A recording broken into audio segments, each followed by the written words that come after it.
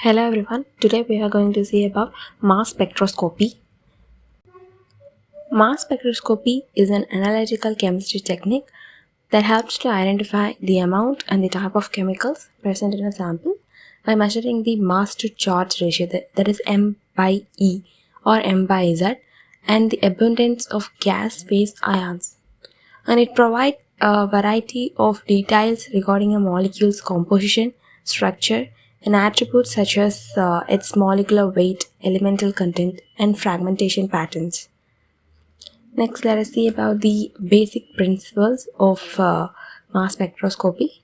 Mass spectroscopy is the most accurate method for determining the molecular mass of the compound and its elemental composition.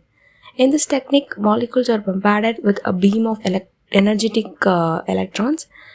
The molecules are ionized and broken up into many fragments, some of which are positive ions.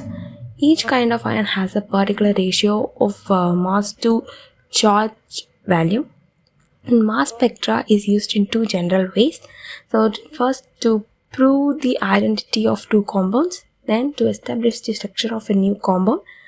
And in this, it can give exact molecular mass and it can give a molecular formula, or it can reveal the presence of certain structural units in a molecule. So, principle and instrumentation. In this, there are 4 steps. First, ionization, acceleration, deflection, and detection. First, ionization. The atom is ionized by knocking one or more electrons off to give a positive ion. That is, mass spectrometers always work with the positive ions. Now, the particles in the sample are bombarded with a stream of electrons to knock one or more electrons out of the sample particles to make the positive ions.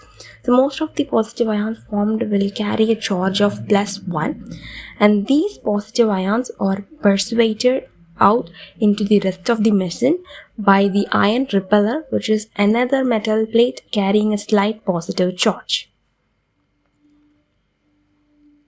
Next, acceleration. So the ions are accelerated so that they all have the same kinetic energy. The positive ions are repelled away from the positive ionization chamber and pass through 3 slits with voltage in the decreasing order. The middle slit carries some intermediate voltage and the final at 0 volt. So all the ions are accelerated into a finely focused beam. Next one is the deflection. So the ions are then deflected by a magnetic field according to their masses.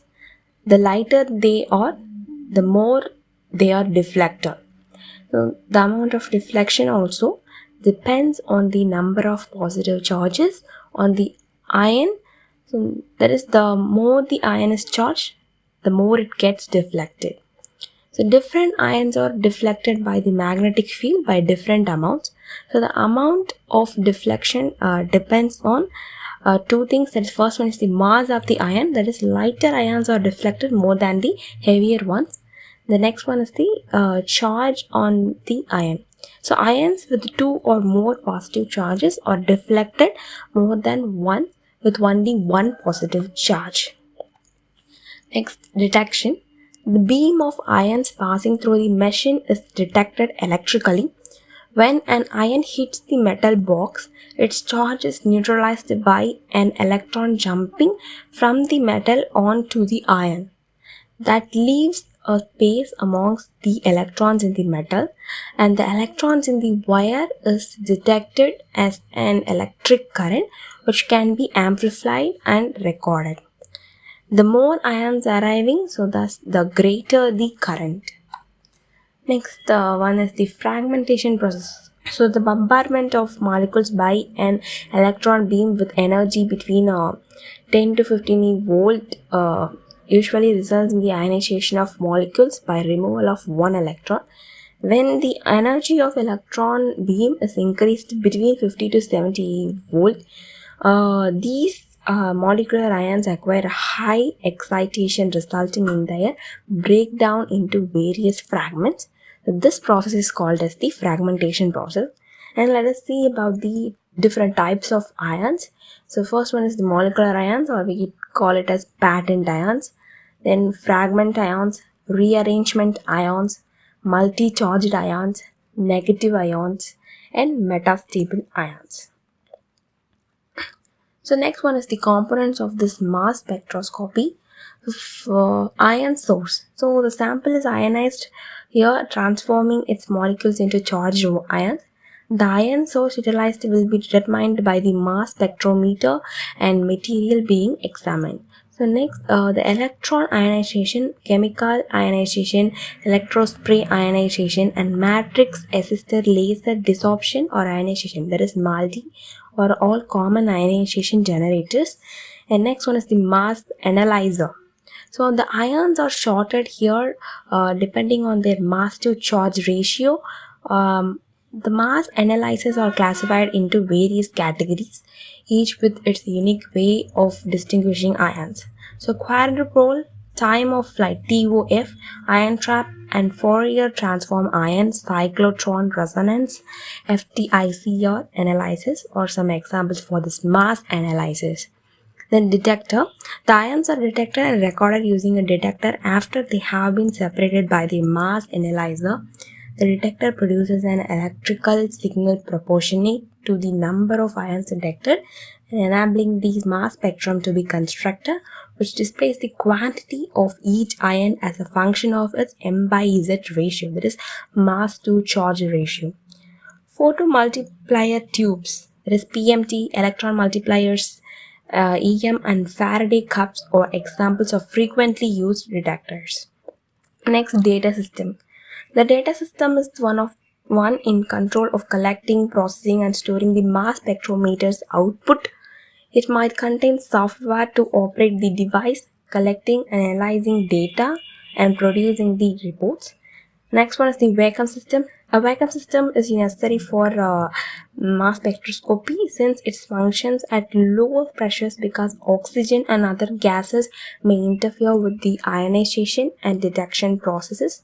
The pumps, valves, and other parts may be included in the vacuum system to maintain the necessary vacuum level. Sample introduction system. The sample is introduced via this mechanism into the mass spectrometer's ion source. Depending on the sample type and the kind of mass spectrometer being used, it could also comprise syringes, gas chromatographs, liquid chromatographs, and other tools. Then the application of mass spectroscopy. Environmental monitoring and analysis, that is soil, water and air pollutants, water quality, etc. So for this analysis, mass spectroscopy is used. And geochemistry, that is for air determination, soil and rock composition, oil and gas surveying.